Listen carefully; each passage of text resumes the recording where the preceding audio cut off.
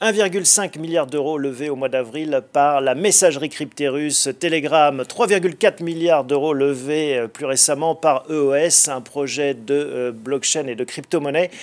On voit que les ICO sont à la mode, elles permettent de lever des fonds. Certains y voient une arnaque, d'autres un moyen de faire des IPO version light. Alors l'ICO est-elle une hyper IPO? On en parle dans l'Extalk.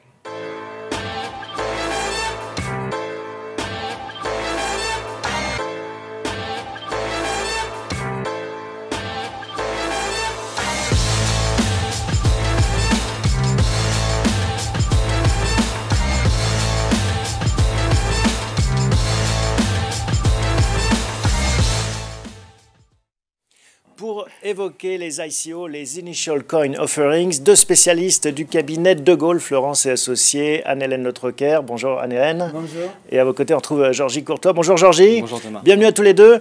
Georgie, comment est-ce que vous présentez ce qu'est une ICO à vos clients? Alors, une ICO, c'est quelque chose qui est basé sur la technologie blockchain. C'est un moyen d'obtenir des financements auprès d'une certaine partie du public, mais fondé sur la blockchain. Donc, vous allez, lorsque vous faites une ICO, émettre des tokens, donc des jetons, qui vont avoir une valeur différente en fonction de leur sous-jacent, et ça va vous permettre de lever des fonds plus facilement. Anne-Hélène, est-ce qu'on peut vraiment comparer ICO et IPO? Si on a une approche purement juridique, on pourrait comparer une ICO à une introduction en bourse dans la mesure où le token réunirait les caractéristiques d'une valeur mobilière, ce qui n'est pas toujours le cas, ce qui n'est pas l'objet d'ailleurs de la tokenisation des levées de fonds. Donc, si on prend un petit peu de recul, une IPO versus une ICO, si on regarde l'ICO elle-même, c'est un moyen de lever des fonds de manière plus facile et plus rapide qu'une introduction en bourse, mais c'est surtout et aussi un moyen de réaliser des projets pour des institutionnels et pas uniquement des jeunes sociétés innovantes. Est-ce qu'on peut prendre un exemple ou deux? Bien sûr, en fait, vous avez parlé tout à l'heure de Telegram, donc la messagerie russe. Donc Telegram a fait son ICO, enfin a fait une pré-ICO, du coup a obtenu quasiment 1,7 milliard d'équivalent euros grâce à cette levée de fonds.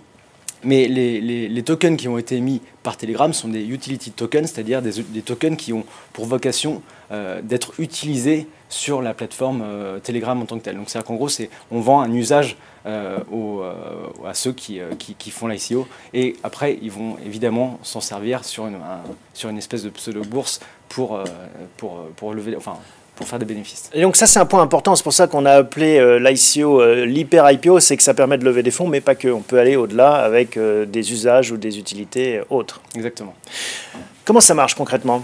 Concrètement, 3 étapes. La pré-ICO, qui, là, on peut la comparer encore une fois au procédé d'introduction en bourse, qui va consister à faire le marketing de l'opération auprès, alors via les réseaux sociaux, via des roadshows, c'est-à-dire que les managers et les fondateurs vont aller rencontrer des investisseurs un peu partout. C'est une opération cross-frontière par essence.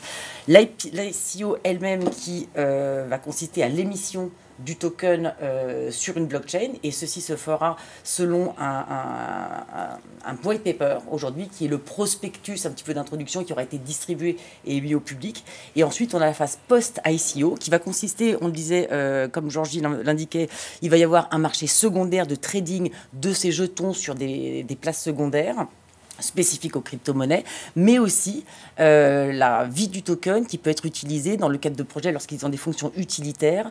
Ça va être des projets de fondation, des projets caritatifs, des projets sociétaux, multiples applications pour ces tokens aujourd'hui. Est-ce qu'il y a des risques à faire un ICO? Alors en fait, on peut identifier 3 risques. Le premier, c'est tous les risques liés au blanchiment d'argent. Donc, ce qu'il faut respecter, il faut éviter de tomber dans la directive anti-money laundering. Donc, il faut être sûr du coup de la provenance des fonds, de la provenance de ces ICO. Donc, il faut faire des KYC. Donc, connaître les investisseurs. Know your customer. Exactement.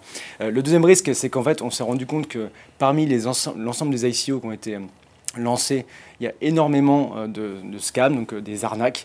Donc c'est-à-dire qu'en gros, on vend un projet, on package quelque chose qui est assez beau, et en fait, il n'y a rien derrière. Donc il faut être sûr. On prend l'argent et on court. On prend l'argent et on s'en va. Et le dernier risque, c'est évidemment le risque lié à la volatilité des crypto-monnaies et des tokens en règle générale. C'est-à-dire que vous pouvez investir dans quelque chose et puis le cours peut évidemment varier très très rapidement.